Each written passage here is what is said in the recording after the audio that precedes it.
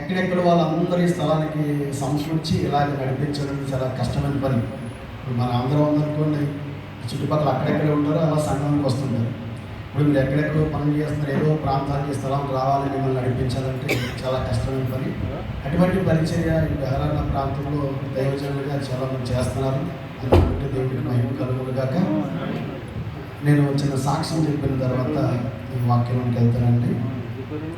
నేను చాలా భయంకరమైన విగ్రహారాధకుని. ఎందుకంటే మా కుటుంబం అంతా కూడా విగ్రహారాధన అంటే మామూలుగా చేసేవాళ్ళం కాదు. మేము ఉదయం సాయంకాలం కూడా దీపారాధన చేస్తూ తడిబట్ట కట్టుకుని దీపారాధన చేసి విగ్రహారాధన చేస్తూ పెట్టేవాళ్ళం. మేము యేసు ప్రభు వారిని నమ్ముతానని ఇప్పుడు కూడా నేను కళ్ళ అనుకోలేదు. యేసు ప్రభు పేరు చెప్తే చాలు నేను తిట్టేవాడిని. మా పక్కనే ప్రార్థన జరుగుతుంటే, కూటం జరుగుతుంటే 15 సంవత్సరాల వయసు ఉంటుందేమో, రాళ్ళు విసిరేసేవాడు. రాళ్ళు విసిరేసి చెట్టు పక్కన దాక్కునేవాడు. ప్రార్థన జరుగుతున్న రాళ్ళతో కొట్టేవాడు. అసలు యేసుప్రభు అంటే అస్సలు ఇష్టపడేవాడిని కాదు. యేసుప్రభు అంటే ఎవరు అని చెప్పి అసలు మాట తలంచేవాడిని కాదు. ఎందుకంటే చిన్ననాటి నుంచి విగ్రహారాధన చేసేవాడిని. నేను మాలలు వేసాను, శబరిమల వెళ్ళాను, భవానీ మాలలు వేసాను. మా ఇంట్లో ప్రత్యేకమైన పూజ గది ఉంటుంది. మా అమ్మగారు శనివారం, శుక్రవారం, రోజుల్లో కూడా ఎప్పుడు కూడా దీపారాధన చేస్తూ పూజ చేస్తూనే ఉంటారు. చాలా భయంకరమైన విగ్రహారాధన నుండి మా కుటుంబంలో మొట్టమొదటిగా దేవుడు నన్ను పట్టుకున్నాడు. దేవుడికి స్తోత్రం. భయంకరమైన బలహీన వచ్చినప్పుడు దేవుడు నన్ను పట్టుకున్నాడు. బలహీన నుంచి దేవుడు విడుదల చేశాడు. దేవుడు సేవకు పిలుచుకున్నాడు.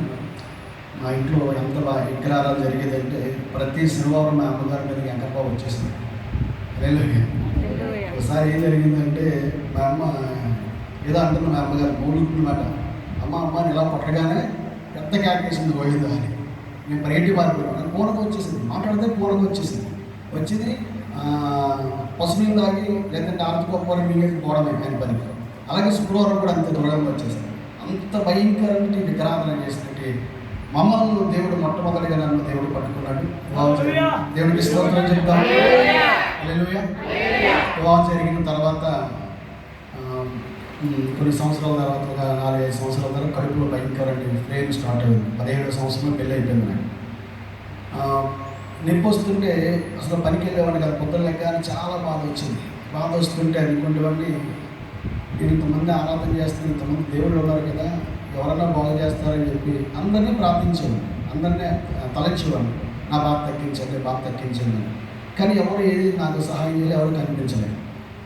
నేను చాలాసార్లు మాలేసి శబరిమల వెళ్ళినప్పుడు కూడా ఒక్కోసారి అనుకున్నాను, నేను శబరిమల పైకి కొండ ఎక్కుతుంటే ఇంచుమించు 28 సంవత్సరాలు అయిపోతున్నాను.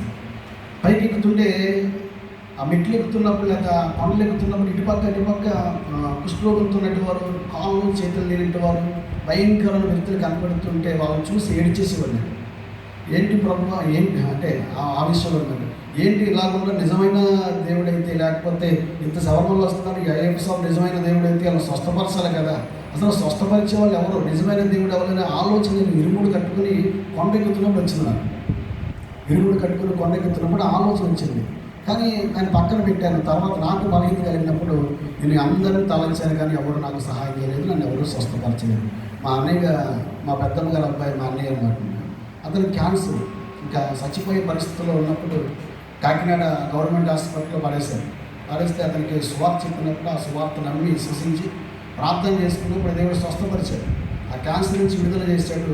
అలాగే నాగార్జున ఎరువులపేటలో జాబ్ ఇచ్చాడు దేవుడు. హల్లెలూయా. వాడు చెప్తుండేవాడు, చెప్తున్న వాళ్ళు అసలు వినేవాళ్ళు కాదు. నాకు బాధను బట్టి ఒకసారి మా అన్నయ్యతో చెప్తే నిజంగా నువ్వు ప్రభువుని నమ్మితే దేవుడు నీ జీవితంలో అద్భుతమైన కార్యం చేస్తాడని చెప్పినప్పుడు నేను ఎంతమందిని తలంచి ఎవరు నాకు సహాయం చేయలేదు. నిజంగా నీ దేవుడు గొప్పోడైతే, నన్ను స్వస్థపరిస్తే, నాకు ఈ వ్యాధి నుంచి విడుదల చేస్తే, ఈ బాధ నుంచి విడుదల చేస్తే ప్రభువుని ఖచ్చితంగా నేను నమ్ముతానని చెప్పి వాగ్దానం చేశాను. మొట్టమొదటిగా కాకినాడలో హౌసింగ్ పేరు చర్చ్ ఉంది, విజయ్ కుమార్ అయ్య గారు బ్రతుకున్నారని. హల్లెలూయా. ఆ చర్చికి వెళ్ళాను, మోకరించాను. నాకు ప్రార్థన తెలియదు, విగ్రహాలకు సంబంధించి తప్ప నాకు ప్రార్థన ఎలా చేయాలో తెలియదు. ఎలా చేయాలని అయినప్పుడు ఒకటే చెప్పాడు, నీ పాపను ఒప్పుకో, నన్ను స్వస్థపరచు, నేను ఈ సాక్ష్యం ఉంటానని చెప్పు, దేవుడితో ప్రార్థించాలా అనుకో అన్నాడు. అంతే.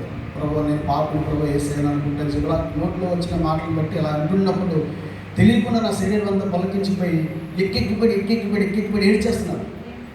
అసలు ఎందుకు ఏడుస్తున్నా తెలియట్లేదు, ఆ ఏడుపు ఆగట్లేదు. అంతగా ఏడుస్తున్నప్పుడు దేవుడు ఒక శక్తి ఏదో తాకింది. దేవుడికి స్తోత్రం చెప్పాలి. హల్లెలూయా. శక్తి తాకగానే నా కడుపులో వేడిగా అయిపోయింది. అప్పుడు వరకు వస్తున్న నింపి ఏమైపోయిందో నాకు తెలియదు. హల్లెలూయా. అంతకుముందు పరీక్షించుకుంటే పేగ ఒడిసిపోయింది, ఆపరేషన్ చేయాలన్నారు. హల్లెలూయా. మళ్ళా హాస్పిటల్కి వెళ్ళవసరం లేకుండా ఇప్పటివరకు అటు నిప్పు లేకుండా దేవుడు నన్ను బాగు చేసింది. హల్లెలూయా. దేవుడికి స్తోత్రం చెప్పాలి. దేవుడు స్వస్థపరిచిన తర్వాత ప్రభు ఒక ఫోటో తీసుకున్నాము.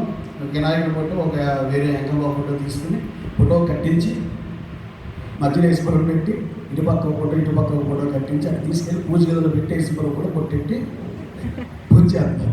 దేవునికి స్తోత్రం చెప్తాను. అంటే అన్ని సమానమైన భావంతో వెళ్ళి ఈరోజు మా అమ్మ ఒకసారి వచ్చి చూశాడు. నేను కూడా ప్రభుని నమ్ముతున్నాను, ఇవి ఎలా చేస్తున్నాను చెప్పి గదిలో తీసుకెళ్ళి చూపించాను. పూజలో తీసుకెళ్ళి చూపించగానే తిట్టేశాడు. ఆయన వేరు, ఇది ప్రత్యేకమైన దేవుడని ఆ ప్రభు కొరకు చాలా కొన్ని విషయాలు చెప్పిన తర్వాత అప్పుడు నేను ప్రత్యేకంగా దేవుడిని ఆరాధించడం మొదలుపెట్టాను. దేవుడికి స్తోత్రం చెప్పాను. హల్లెలూయా. నాలో మార్పు వచ్చింది. విగ్రహారాధన పక్కన పెట్టి నిజమైన దేవుడిని తెలుసుకుని నిజంగా ఆరాధన చేయడం మొదలుపెట్టాను. దేవుడిని స్తుతించడం మొదలుపెట్టాను.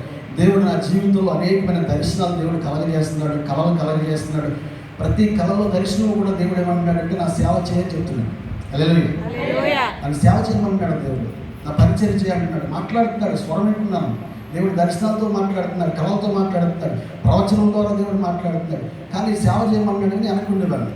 కారణం ఏంటంటే నేను చదువుకోలేదు, 6 వాళ్ళ దాకా ఎవరికి వెళ్ళలేదు. హల్లెలూయా. స్కూల్కి వెళ్ళమన్న సమయంలో నాకు బాగా నత్తని మాట, అసలు నోట్లోంచి మాట వచ్చేది కాదు.